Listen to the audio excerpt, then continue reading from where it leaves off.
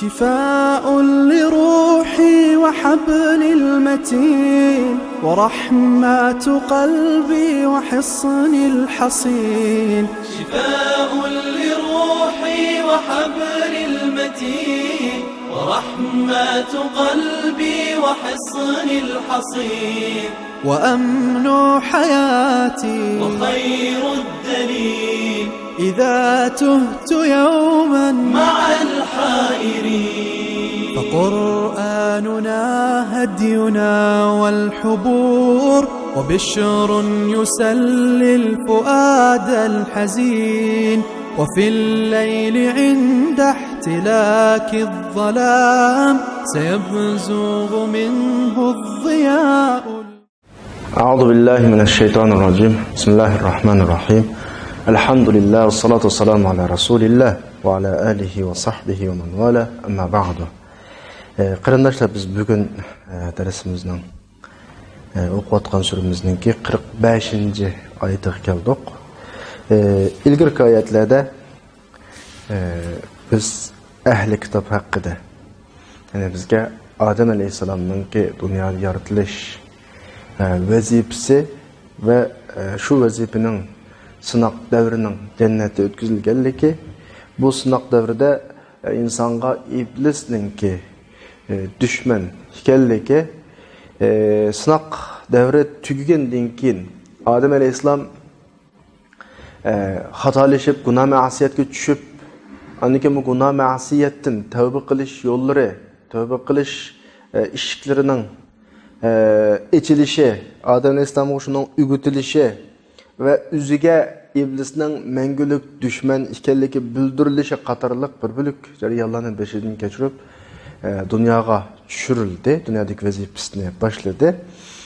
İblisning Ademga bo'lgan düşmanligining jannatdagi sinoq davridagi ifodasi oldingi darsda u xil shaklda ifodalangan bo'lsa, ondan keyingi davrlardagi ifodalardan birisi şu Bani İsrail'ninki risaletga qarata, payg'ambar yo'liga qarata, Tevratda kelgan buyruqlarga qarata bildirilgan inkas şekilde yeni bir şekli bizga tunishtirilib kelayotgan.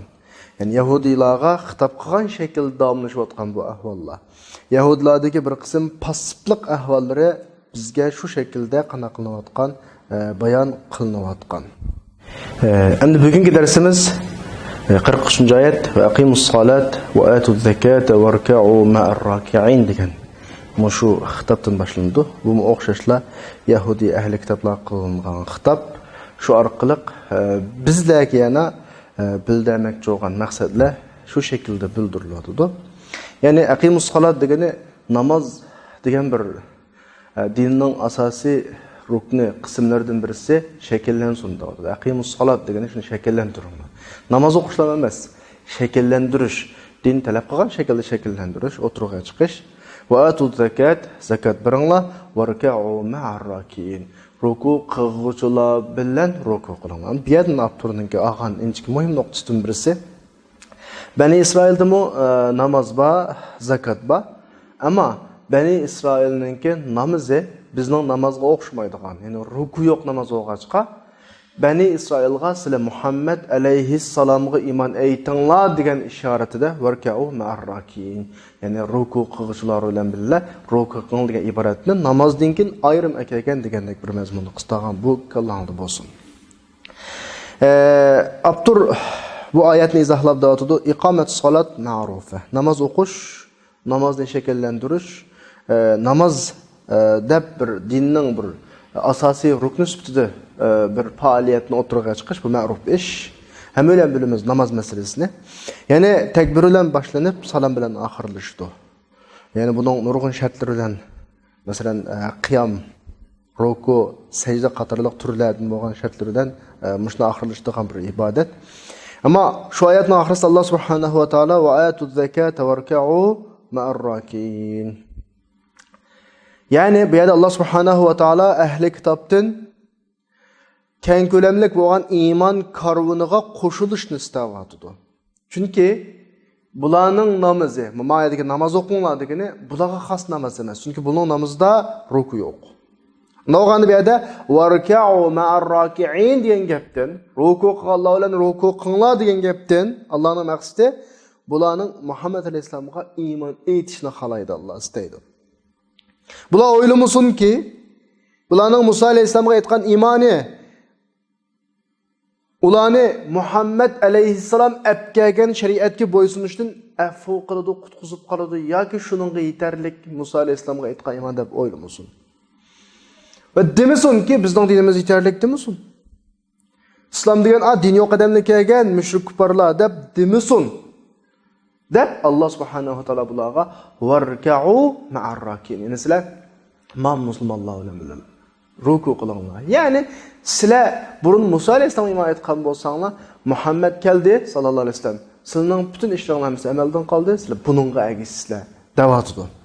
Allah subhanahu wa taala bu yerda iroda qiladiganini ularni shuningga qaratmoqchiki, shuningga diqqat qildirmoqchiki, bularning namozi faqat ruku bo'lgandila an qabul qilinadi. Yahudlarning namozida ruku yo'q.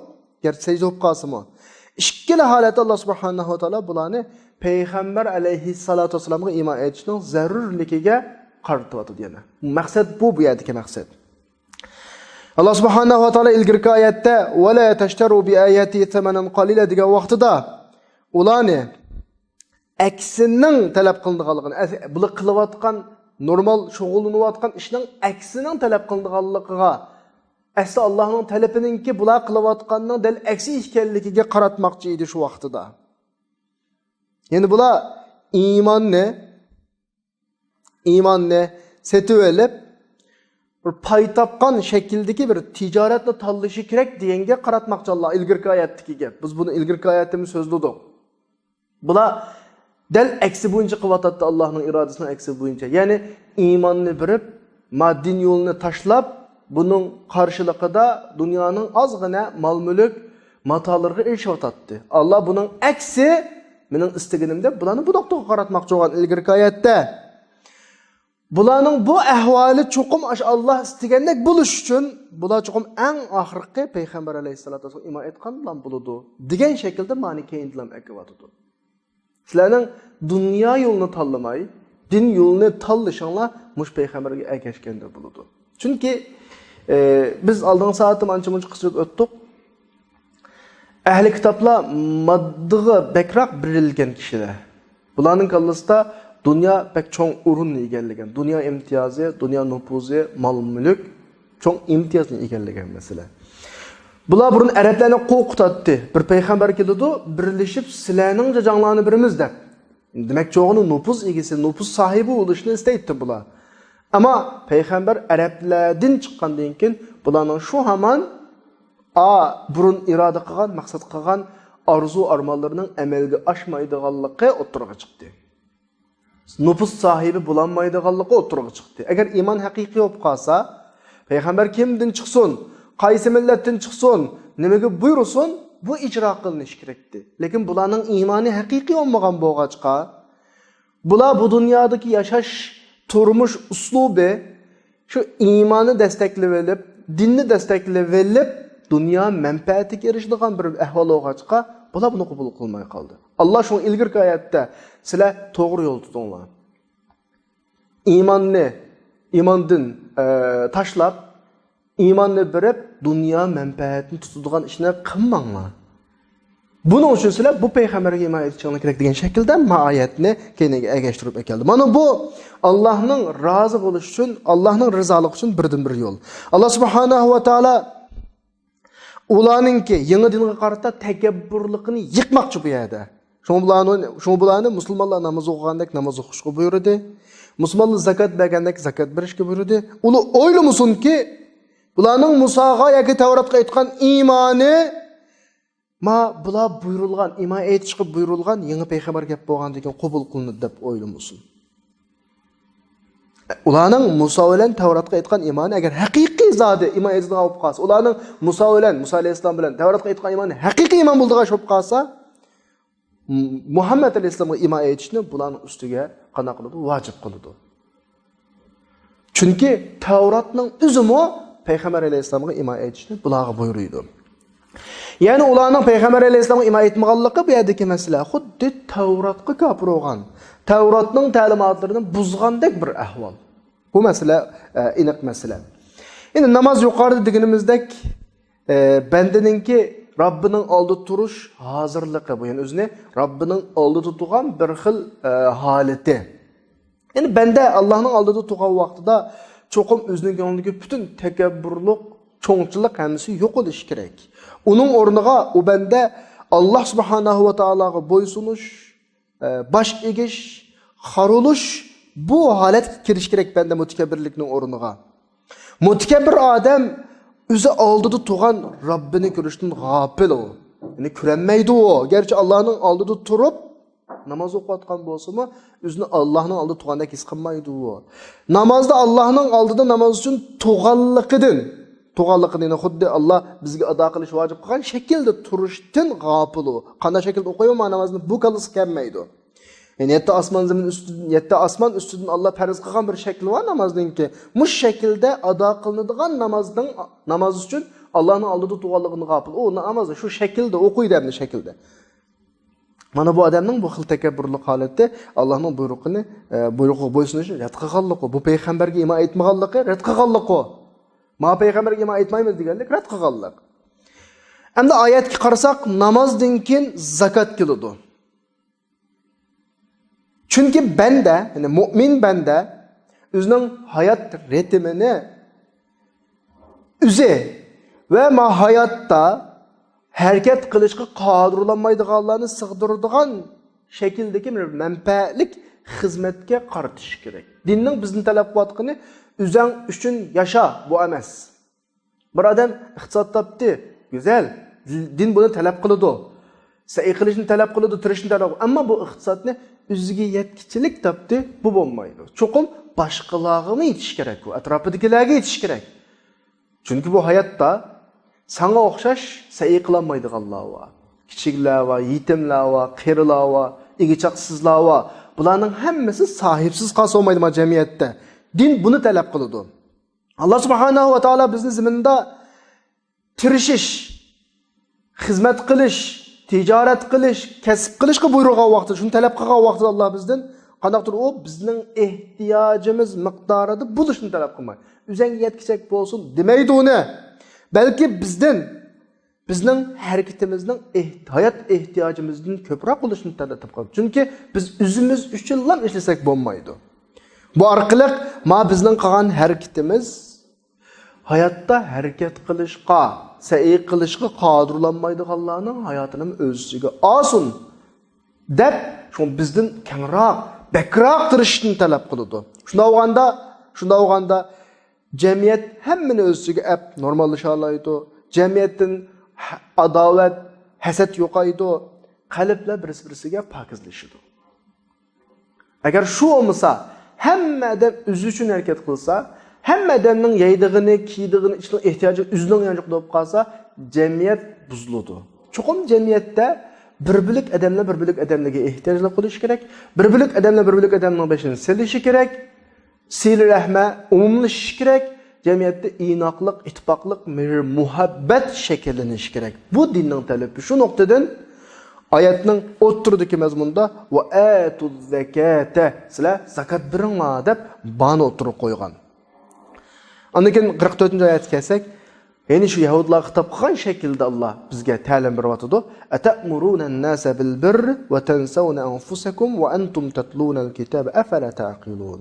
Ajaba sizlar kishilarni yaxshilikqa buyurib, o'zinglarni unutamsizlar. Sizlar kitobni tilovat qilasizlar, ajab kalongni ishlatmaysizlar sizlar deb. Mishada o'zi deb amal qilmaydigan bir holatlarga Alloh qanday qilyapti? Tanqid qilyapti. Shuni bizga ayiblayapti Alloh. Bu ahvolda intayin ko'p qarab boqaylik, Abdur qanday izohlaydi. Alloh subhanahu va taolo yahudlarning nazarini islomga iymon etmaganlik, Tavratga kofir bo'lganlik degan nuqtaga ag'dagandan keyin chunki Tavratning ta'limoti ularni shu yangi payg'ambarga iymon etishga buyuruydi masalan. Payg'ambarning Allohning rasulininki sifatlarini bergan Tavrat ularga. Tavratda uning zamoni va iymon etishga buyurilgan bunda bo'lgandan keyin bular tabiiyki Tevrat'ta iman eytinglar, işinin degan payg'ambarga iman etmasa, Tevratga kafir bo'lganlik degan mazmun oldingi oyatlarda o'tdi-ku. Shu mazmunni Alloh deb bo'lgandan keyin davatudu atamuruna-nasa bil-birr va tansawna anfusakum. Yani o'zinglar kishilarni yaxshilik qilib buyurib, o'zinglarni unutib qolamsizlar davatudu. Bu nima nuqtadan davatgan gap desa, Yahudlar yangi payg'ambarninki keladiganligidan boshqalarga bishorat berdi.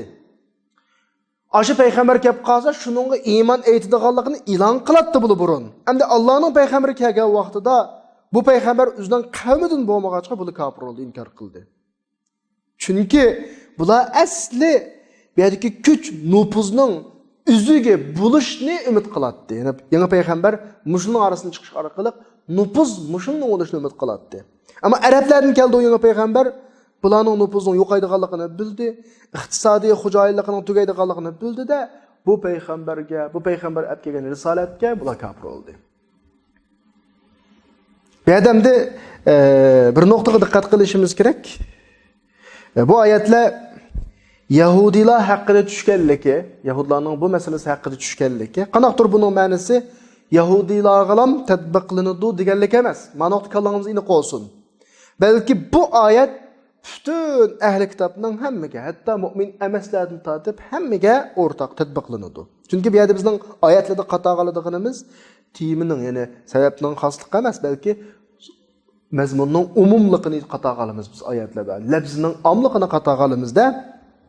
Bu gap, ma oyatdagi gap hatto musulmonlarga ham tatbiqlanadi. Musulmonlarning ishidami Allohning oyatlarini ozg'ini pul badaliga setadiganlar var, ko'ryapmiz atrofimizda. Bular payg'ambar alayhisolatu vasallam bularningki ig'izlarininki o'tdan bo'lgan qaychulan kesiladiganligini ko'rgan fitna da'vatchilar. Fitna da'vatchilari. Kishilarning o'tirsa fitna taqtidigan, fitna gap so'zini taqtidigan o'zi da'vatchi yoki ulamo olim degan shakldagi kishilar bular. Payg'ambar so'radi, bular kim ya Jibril? Degandan keyin Jibril javob berib, bular xutaba ul fitna. Fitna tashviqotchilari bular. Fitna da'vatchilari bular. Bular har qanday zolimga ularning zulmini chiroyli ko'rsatdi. Eskining eskiligi masning eski maqigining masning qigining zulm demay, ya'ni abdan qillar yaxshi qillarda buningga yaxshi ko'rsatdi. Allohning dinini insoniyatning xohishining xizmatida qiladi bular. Allah'ın dinini insanın xohishiga xizmat qildirdi bular. Aslında insonlarning xohishi Allohning diniga bo'ysunishi kerak. Mana bu kishilar dinni yenglash degan shuar ostida kishilarga Allohning manhajidan chiqib ketish pokitini qanaq birdi bular, hozirlab birdi bular. Mushning o'tirishdi bular. Dinni yenglash shuar ostida. Bular yuz berayotgan ishlarni aqlaydi. Oxiratning hisobini o'ylamaydi bu hisobotini. Allah'ın menhicini üstüge ağan, Allah'ın menhicini amanet şekilde geldiğinde ağan din ulemaları, bularning hizmeti başkalarının yüz bergen hatalıkını aqlaşamaz. Allah'ın menhici menge insanın xohishiga bo'ysunmaydi. Bunaqa odamlar cho'qim tövbe qilib Allah tarafiga qaytish kerak. Bulardan yüz bergen şu ishlarni farq etish kerak bular. O'ylanish kerak bu haqda. Chunki haqqa qaytish batılda davom qilgandan yaxshi. Bu yerdeki Allah subhanahu wa ta'ala'nın "Atamuruna-nasa bil-birri ve tansawna anfusakum" degan so'ziga kelsak, bizga bu shu da'vatchilarning manhajidan bir manhajni berdi. Muhim bir nuqta, eng tayin muhim nuqta. Chunki yaxshilikni buyurib, yomonlikdan tusadigan Allohning manhajini ustiga omonat sifatida epmangan odam iman etmaydigan, mu'min bo'lmagan odamni o'zi ko'ngan botil harakatni sirtqa chiqarmoqchi bo'ladi. Buning vazifasi bu. Kishilarni xatolikdan chiqarish da'vatchining vazifasi. Mu'min bo'lmagan odamni botil harakatidan, ya'ni botil ish harakatlardan chiqarish haqiqatan bir tas ish bu uningga. Eg'ir keladi bu. Bir odamni kichik chaqadan tortib ko'ngan bir muhitdan o'zi yashayotgan bir jamiyatdagi o'zi odatlangan bir turmushdan tortib chiqish haqiqatan da qiyin. Chunki odatlangan narsadan chiqish o, ko'ngan narsadan yiroqlashish o. O'zining botil ustida ekanligini, hayotining xatolik ustida kechganligini e'tirof qilish o. Anda olgandan keyin bunda xatolikdan chiqmoqchi bo'lgan odam shu iymon yo'lini bayon qilgan odamga ko'zini ichib qaraydi u. Men bir hayotimda xatolashgan odam. Ama men o'zimni xatolashgan deb qaramayman, men kallangiz iniq olsun. Men hayotda xatolikda yashayotgan bir odam.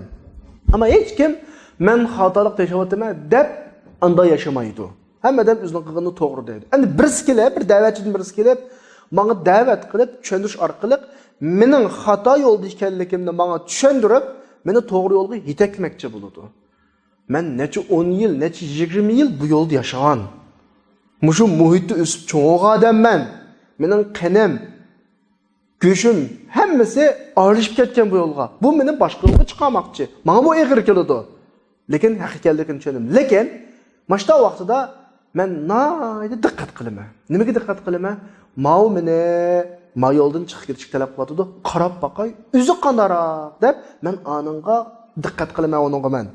Meni da'vat qilib chaqirgan odamga diqqat qilaman onunga men. Shu mushu meni chaqirgan, to'g'ri deb qargan shu yo'lni o'ziga tatbiqlamdi, yo'qmi? Men hayotimda zakat bermadim. Bu meni da'vat qilib zakat berishning fazilati, mu'minning ustidagi zakatning vojibligini tashviq qildi menga. Men buningdan avval, buning gapiga kirishdan avval, zaten mushumi biramda bermamda mush zakatni degan nuqtada buningga qarayman men buningga. Ya'ni mushu haqni yomonlikdan to'sgan mush odam o'zi degan narsada, ya'ni o'zi degan narsani tatbiqlamdi yo'qmi o'ziga?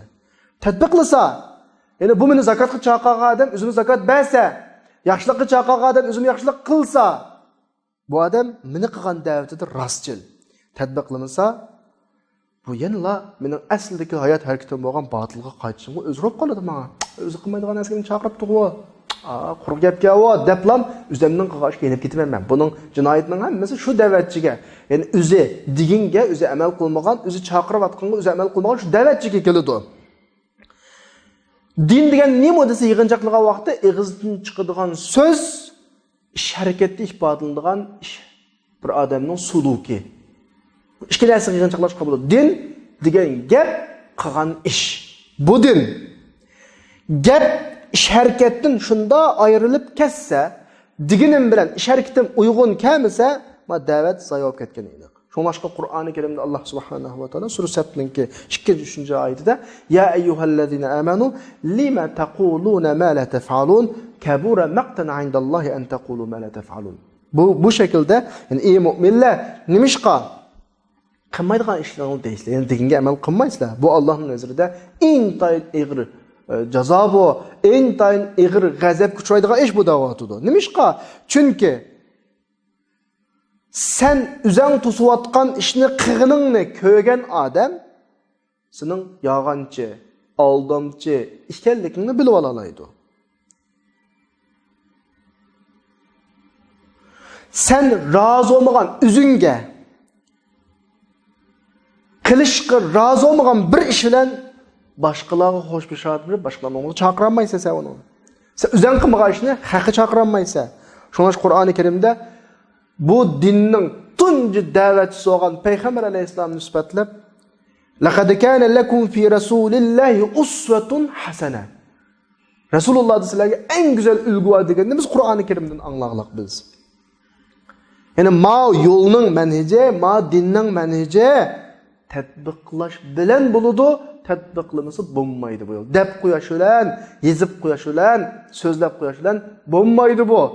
Üzümüzün hayatında ameli tatbiqlasak, ağzımızdan çıqqan ameliyatimizga uygun kelsa, an rast gapga, rast dinga aylanadi bu. Şoňa Peygamber Aleyhisselam sahabilerini bir işqa buyursa, aldı bilen şu işta özü bulatdı. Sahabalardan burun şu işni özü qılatdı. Müslümanlar Resulullah'dan namunini ağızdaki gibi ve ameliyatdaki ameliyatın alattı. Resulullah eğer dep koyup qılmagan bolsa, kim ergişti Resulullah'a? Ömer radıyallahu anhu İslam'da bir işini kanun qılıp oturğu yol koymakçı olan vaqtida davamlıq ahliga, tuqqanlarının qışığı kelip deydi ki, "Men mında bir işni buyurmakçı.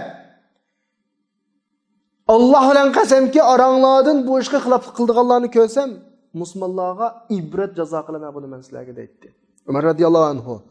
Umar radıyallahu anh ma gepi arqılı fitnenin işkini taqay. Çünkü fitnenin nereden keldiganligini biladi. Fitne dal bizning samimiyetsizligimizdan keladi. Özümüz degan gap özümüzning amal qilmasligidan keladi. Kishilar bir ishlarga buyuruymiz, bizning atrofimizda shu ishlar bo'lyotidi. Bir ishlardan to'simiz, bizning atrofimizda shu ishlar qilinyotidi. Bu fitne. İslam davetida ulamoli kishilarning ishlarining yaxshilanishi uchun ulgu bo'lishi kerak.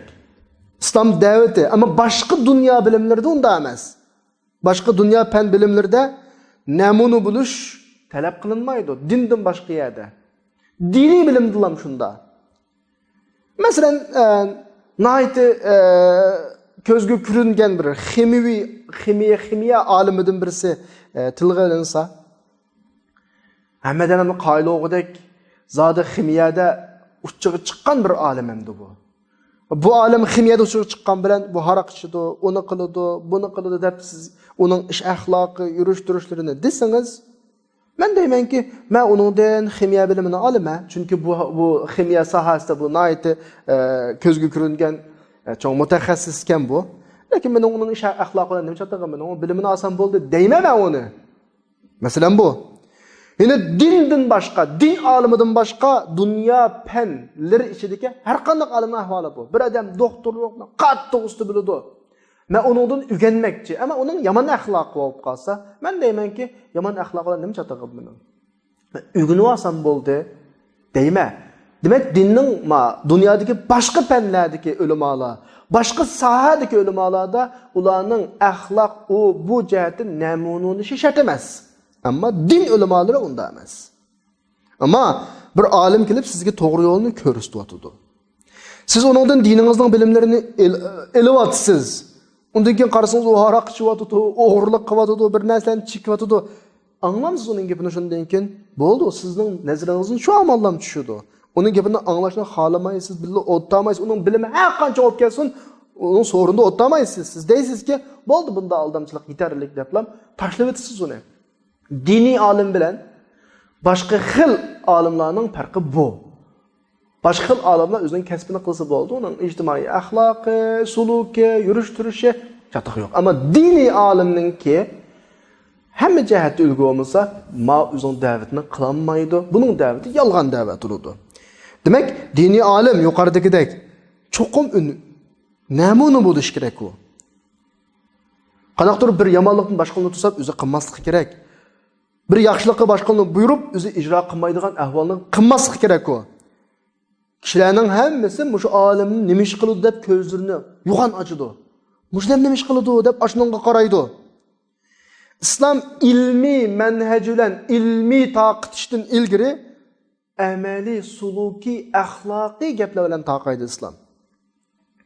Musulmonlarning ko'p sonliqi dinga şu dinning yetakchilari, rahbarlarininki suluki namunalaridan kirgan madinga. Masalan, Junguda taqan islom deymiz. Ko'pinchisi islom axloqi bilan axloqlangan savdogardan taqalgan. Bular o'zining atrofiga nurg'un odamni jalb qilib tortgan, bular islomga kirgan. Shunga Qur'oni Karimda dinga da'vat qilish prinsipi haqida kelgan bu oyatda "Va man ahsanu qawlan mimman da'a ila Allah va amila solihan." Allah'ı çağırgan ve yaxshi ish qilgan deydi. Chaqirgan odamning keyin yaxshi ish qilish bildi bor. Buni da mı güzel adam bulamdı deb Allah bu xil shaklda tasvirlaydi. Yani birinchi shart, da'vatchining, diniy ulamoning birinchi sharti Allohga da'vat qilish, ikkinchi sharti yaxshi ish qilish. Mush ishga shakllansa, din inshaalloh Allohning nazarida eng güzel bo'lgan bir holat bo'ladi, unumli bo'ladi. Başkalarına tesir kılıyordu. Davetin ünümünü görürsün, neticesini görürsündü.